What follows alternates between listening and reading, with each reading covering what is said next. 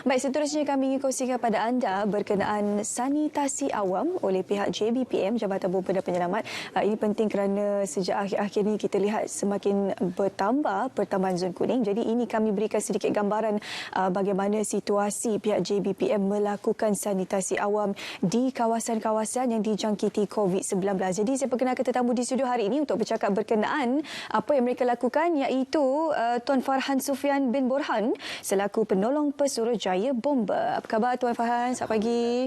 Okey, hujung minggu bersama dengan kami hari ini. Terima kasih banyak. Bukan mudah sebenarnya, dan saya yakin Tuan Ziri banyak sebenarnya kerja dan juga perkara yang perlu dilaksanakan di pejabat dan sebagainya. Okey, jom kita berikan sedikit mukadimah dan juga definisi sebenarnya sanitasi awam itu apa? Okey, ini soalan yang famous, Syaidah. Memang daripada dulu lagi, sejak bermulanya PKP lagi, memang soalan ni yang ditanya kepada bomba. Apa itu sanitasi awam? Okay. Sanitasi ini secara umumnya merupakan satu pembersihan. Kita mandi menggunakan sabun adalah satu proses pembersihan. Kita menggosok gigi adalah satu proses pembersihan. Kita mencuci lantai pun satu proses pembersihan. Tujuan utamanya adalah untuk mengelakkan daripada berlakunya penyakit. Itulah yang dilaksanakan sebagai sanitasi. Tetapi apa itu sanitasi awam? So, sanitasi awam adalah satu kaedah ataupun satu proses pembersihan atau pembasmian di tempat awam ataupun di tempat umum dengan tujuan utamanya untuk membasmi ataupun mengelakkan daripada berlakunya penyakit. Itu yang didefinisikan sebagai sanitasi awam. Okey, ringkas dan padat. Harapnya anda boleh mengetahui dengan lebih jelas lagi apa itu sanitasi awam. Pastinya banyak SOP yang perlu dilaksanakan oleh pihak JBPM sendiri sebelum melaksanakan sanitasi awam tersebut. Bukan saja SOP daripada masyarakat untuk mengekang COVID-19, tapi pihak-pihak frontliners juga mempunyai SOP mereka tersendiri. Jadi kalau Tuan boleh perincikan dengan lebih lanjut, selain daripada pemakaian PPE yang kita kongsikan di skrin sekarang ini, apa lagi perkara yang perlu dilalui oleh anggota JBPM? Biasanya kita selain daripada pemakaian PPE yang bersesuaian untuk melaksanakan sanitasi ini ialah persediaan itu sendiri. Maksudnya daripada persediaan bukan saja daripada pemakaian PPE, daripada penyediaan bahan. Biasanya untuk melaksanakan operasi sanitasi ini banyak bahan-bahan yang kita gunakan, termasuk bahan-bahan kimia. Kita menggunakan bahan seperti sodium hipoklorat ataupun bahan peluntur. Kita menggunakan hypochlorous acid. Kadang-kadang kita menggunakan floral disinfectant ataupun bahan-bahan yang lain. Yang ini dari segi penyediaan peralatan. Yang ketiga dari segi kawasan tumpuan, di mana kawasan yang hendak dilaksanakan proses sanitasi tersebut. Okey, kawasan tumpuan adalah biasa kawasan-kawasan yang mempunyai ramai orang ataupun yang disentuh ataupun dipegang oleh orang awam ataupun individu.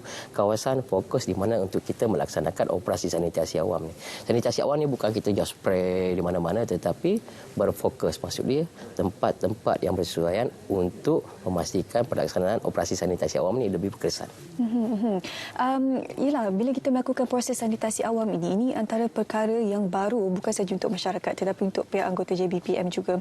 Banyak sebenarnya perkara yang perlu mereka pelajari terlebih dahulu sebelum melakukan proses sanitasi awam itu untuk memastikan keselamatan awam yang berada di sekitar kawasan tersebut terjamin sewaktu proses sanitasi awam itu dilakukan ataupun dilaksanakan. Jadi bagaimana dari sudut keselamatan yang kita boleh berikan sedikit jaminan kepada orang ramai apabila proses sanitasi awam ni sedang dilakukan ataupun selepas ianya sudah dilaksanakan? Okey. Seperti yang saya maklum tadi, untuk melaksanakan proses sanitasi awam ini kita menggunakan bahan-bahan kimia. Mungkin bahan-bahan kimia apa yang kita gunakan, bahan kimia ini memberi kemerbahayaan kepada individu tertentu, terutama individu-individu yang alergik. Walau bagaimanapun, untuk mengelakkan daripada berlakunya kemerbahayaan ini kepada individu tersebut, kita memastikan, pihak bomba memastikan bahawa campuran bahan kimia tersebut dengan juga bahan-bahan lain seperti air adalah yang mematuhi standard yang telah ditetapkan. Jadi untuk orang awam tidak ada masalah lah. Sekiranya pihak bomba telah melaksanakan operasi sanitasi di tempat mereka dan selepas itu ada selamat, memang tak ada masalah. Dari segi keselamatan memang tak ada masalah dan memang kita telah dilatih untuk melaksanakan operasi-operasi sanitasi ini. Memang tak ada masalah. Lazimnya setiap kali satu proses sanitasi awam itu dilakukan di kawasan-kawasan yang terkena jangkitan COVID-19, berapa ramai anggota yang akan digerakkan dan apakah proses yang mereka perlu lalui di dalam kawasan tersebut dan jumlah yang diperlukan untuk sesuatu kawasan itu, adakah ianya perlu mematuhi garis panduan yang ditetapkan oleh KKM mengikut keluasan kawasan tersebut? Dari segi personal ataupun dari segi bilangan individu ataupun dari segi keanggotaan untuk satu-satu operasi sanitasi adalah bergantung, dia subjektif. Dia bergantung kepada keluasan, adakah kawasan yang kompan ataupun bersepadu ataupun kawasan yang luas. Bergantung kepada keluasan tersebut. Untuk satu-satu kawasan mungkin kita hanya menggunakan 2 ataupun 3 keanggotaan ataupun kawasan yang luas mungkin satu pasukan yang besar mungkin melibatkan 10 atau 15 orang.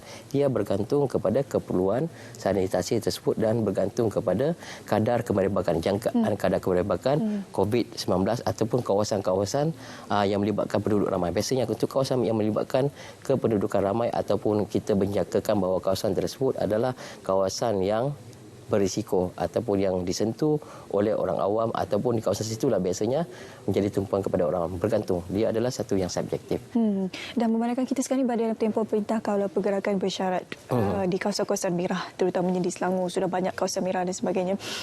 Apakah perkara yang dianalisis terlebih dahulu oleh pihak JBPM untuk memberikan keutamaan kawasan mana yang perlu disanitasi terlebih dahulu? Okey.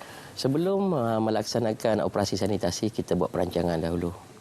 Seperti saya maklum sebelum ni, maksud dia kita kenali dulu kawasan tersebut, kadar kemerebakan dia daripada kes. Kita boleh dapat kes ni mungkin daripada aplikasi My Sejahtera pun di situ kita tahu di mana kawasan-kawasan biasanya yang terdapatnya kes ataupun kemerebakan COVID-19 itu sendiri. So dari situ kita akan buat perancangan lokasi di mana berkependudukan dan mana lokasi yang tidak berkependudukan. Untuk lokasi yang tidak berkependudukan ini kemungkinan untuk melaksanakan operasi sanitasi memang tidak ada keperluan, tetapi di kawasan berkependudukan walau bagaimanapun di kawasan berkependudukan situ pun kita memberi fokus ataupun tumpuan di mana permukaan-permukaan yang perlu. Mungkin untuk kawasan-kawasan yang di tombol pintu yang selalu kita pegang. Mungkin meja makan yang selalu kita pegang ataupun kerusi yang selalu kita pegang, suis yang selalu kita pegang ataupun lift yang selalu kita gunakan.